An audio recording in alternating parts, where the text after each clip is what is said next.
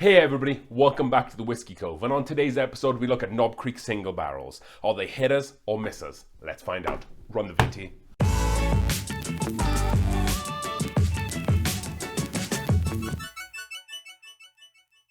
Alright then folks, let's get into this blind review, shall we? So today we'll be sampling 3 Knob Creeks blind. 2 are going to be single barrels and 1 is going to be the Knob Creek 9-year. So the first up, in no particular order, single barrel.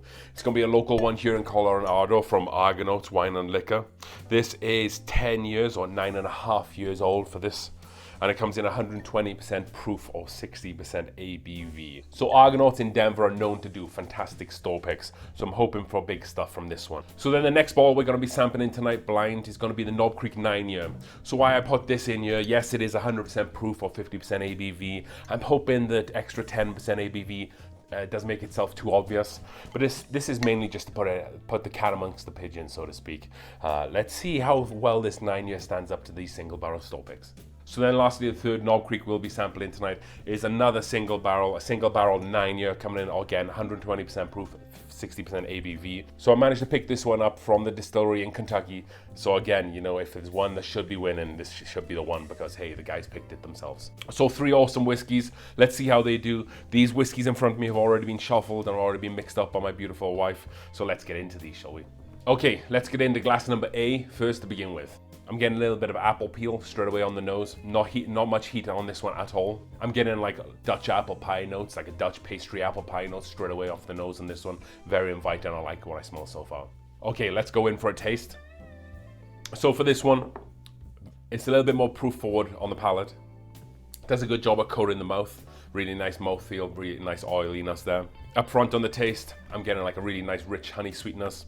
Then the oak spice comes through really nicely, and then you get this like peanut note right at the end. So I'm expecting to get a peanut shell note with every one of these because hey, it's Jim Beam and that's kind of how they roll. But with that peanut note, I'm also having like a really pleasant brown sugar note. Very good start so far. Let's move on to glass 2 or glass B. So on this one, on the nose, a lot more vanilla forward. Again, a lot more vanilla. Again, no heat with this whatsoever. And then on B, I'm getting a lot more of those barrel char notes. Yes, I'm getting some of the butterscotch notes, but it's mainly dark sugars and some spice there as well. I was getting a lot of those similar notes on glass A on the palate, not so much on the nose.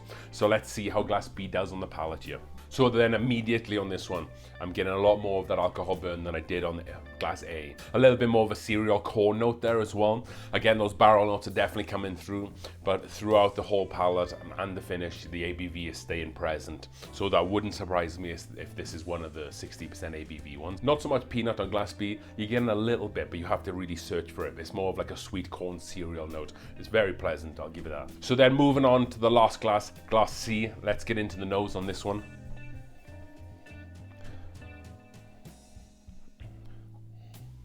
Firstly, I have to say, I'm really surprised at how different these individual bourbons are. We have the 9-year somewhere in here, and then we have 2 store picks, and they're all very different, and I think that's a compliment to Jim Beam or Knob Creek single barrel selection process. So I'm getting like a sweet Italian almond note almost on this. It's kind of like a weaker nose than like a Disaronno liqueur if you've ever tried that. But those almond and marzipan notes are definitely coming through on the nose. So then just finishing up with this last one, if you're someone who prefers more of like tobacco, leather and the dry oak notes, then I think you'll really like this one because it has a lot of those components. It doesn't have much of those sweeter notes outside of the nose when it carries through to the palate. It transitions from those sweeter notes and just goes straight into this beautiful dry whiskey. So with all that being said, I'm going to taste through these a little bit more and then we'll come back and we'll get them in order. Okay folks, so I feel like I'm going to put them in order at this point. So this last one, or number C, I feel like was by far and away the best out of the lot. So let's put that in number 1. And then it was a big toss up between these last 2. So then that just leaves us with 2nd and 3rd place. And I felt like glass A just edged it. Yes, it had that peanut note there, that typical Jim Beam peanut note, or more of a typical Jim Beam peanut note. But I felt like it was a lot more complex, had a lot more going on. The mouthfeel was better, the nose notes are a lot better. So that's why that's going in 2nd. So then last is glass B. So then let's find out the results. So we have the cheat sheet here. So last place, glass B, is going to be number B. Chances of that. So that's going to be Knob Creek 9-year. That is the kind of dark horse, I guess, within this blind taste test. If you had to guess which was going to come in last, you probably would go with this. But it kind of did itself all right because it was a close call between glass A and B. So again, the proof was 10% ABV off, and that probably is what made the difference on this one. So last place, Knob Creek 9 year. So then that leaves us with second and first place. So glass A was second place. So we're going to do that. That is letter A as well. Shocking. So that is going to be the Argonauts Denver Store Pick. Here we go. So then that is the 9.5-year-old 60% proof or 60% ABV. This was a good bottle. This was fantastic. Has some really nice notes. Again, it had a thicker mouthfeel than glass B, but I just felt that glass C was just out and out the winner. It had a lot more going on. So then, of course, that leaves us with the winner, and that is glass C. That is, of course, the Jim Beam Distillery Pick Knob Creek 9 year. This was just a fantastic whiskey, and whoever picked this whiskey should be super proud of what it is. Again, I had those beautiful Italian cream, kind of like Di Serrano notes on the nose, and then when I tasted it, there was no sweetness whatsoever. It was a lot like oak, dry spice throughout, a lot of leather, and kind of the tobacco spicy note right at the end.